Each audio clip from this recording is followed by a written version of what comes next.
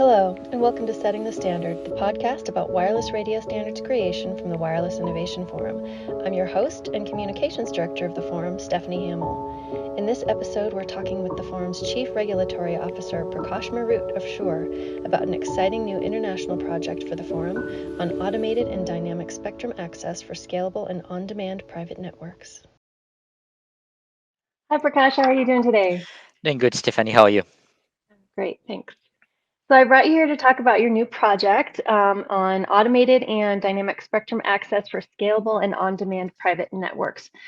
Can you talk a little bit about the background of the project and how it came about? Yeah, so as you may know, in the Regulatory Advisory Committee of a Wind Forum, we've had regulators from all over the world come and speak about, there's the new spectrum access approaches they're exploring, some of their unique requirements we need to deal with, etc. And what came up from Europe in particular is all the local licensing approach that we are putting together or exploring, or actually is already being deployed right now in countries like UK or Germany. And as this number of local licenses increases, you'll need some automated way of assigning those licenses, but also managing them. So that may ring a bell for people involved in the wind forum, where we have this automated spectrum access system that's used to manage spectrum in the CBRS band here in the United States. And then the other aspect also is this on-demand spectrum, access, which is important for cases or use cases where you may need spectrum just for 1 hour, for an event at a particular location. And if you think about electronic news gathering, for example, news crew driving to a particular event, setting up a van there, and then broadcasting. So you need spectrum just for 1 hour, 2 hours, etc. So how do you get access to spectrum on an on-demand basis? So those are some of the requirements that I guess were discussed at a high level, and I know in ETSI also, which is the European standardization body, they've been working on license shared access for many years now, but they have not deployed any commercial systems based on that approach.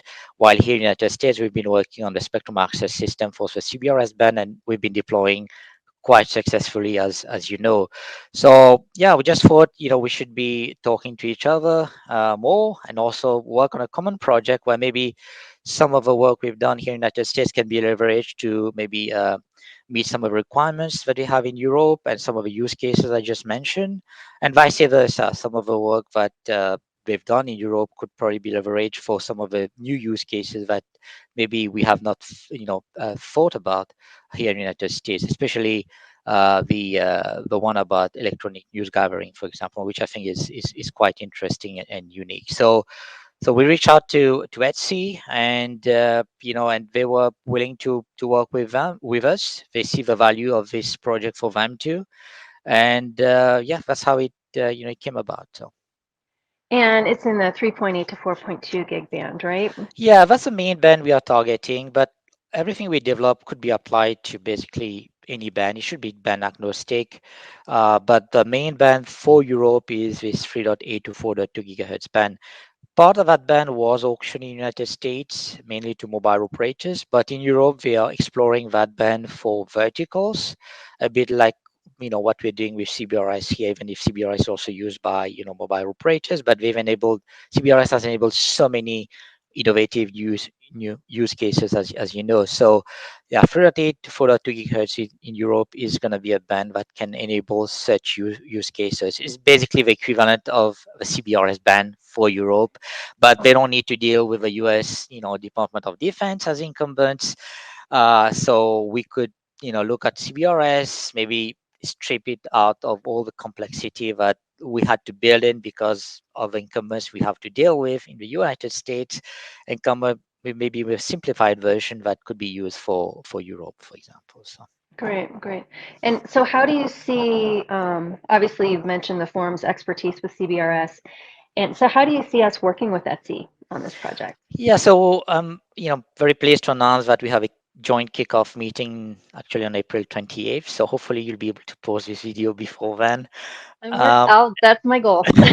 yeah, so we'll have a joint meeting where we'll go over the plan, the objectives, the problem we are trying to solve, and then we schedule. So we intend to have joint workshops or meetings with ETSI maybe every 6 weeks or every 2 months. So we'll finalize all of this at the kickoff meeting next week, and so we'll have an outline of what we want to achieve. Everyone will be able to provide feedback, and then WinForum will have we'll work on certain items in this in this scope.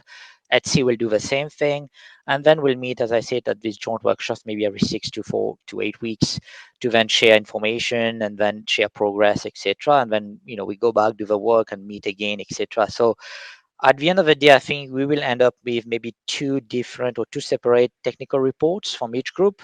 But the hope is that we can then combine these two technical reports into maybe one single white paper by end of this year. So that's how we want to work jointly. So. Okay, so how long do you think this will take, and when can we expect the resulting report? Yeah, as I said, we intend to have maybe the technical reports, the two technical reports from each group, at least initial ones, maybe by September of this year. That will be tight, and maybe a joint white paper by end of this year. That would be ideal. But since we are starting the project a bit late, in late April, so I'm not sure if we'll be able to meet those timelines. But this is the plan right now. So technical reports around September, and then common white paper and end of December. Great. Is there anything else you wanted to add that I didn't cover that you want people to know? Yeah, I mean, we would want everyone involved in Etsy and WinForum to participate in that joint project.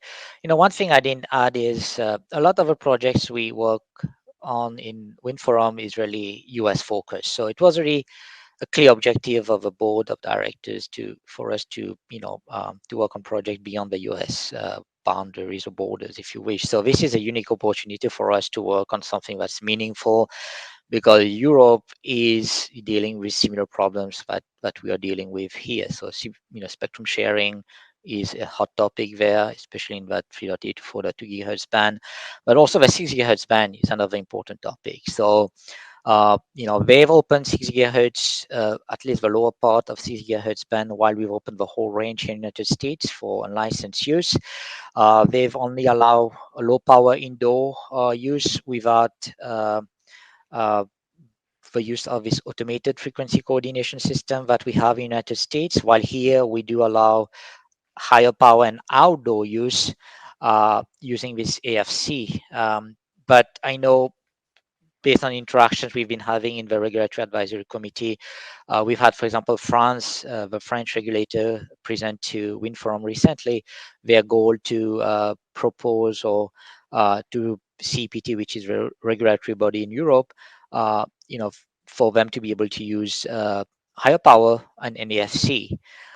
So I think there's also opportunities there, maybe to leverage some of the AFC work we've been doing, 6 gigahertz AFC work we've been doing, to apply to some of these use cases that I mentioned. So I think it's going to be about exploring CBRS, exploring AFC here in United States, exploring license shared access from Etsy, and see if any of these schemes can be applied to some of these use cases I mentioned about private networks and on-demand spectrum access.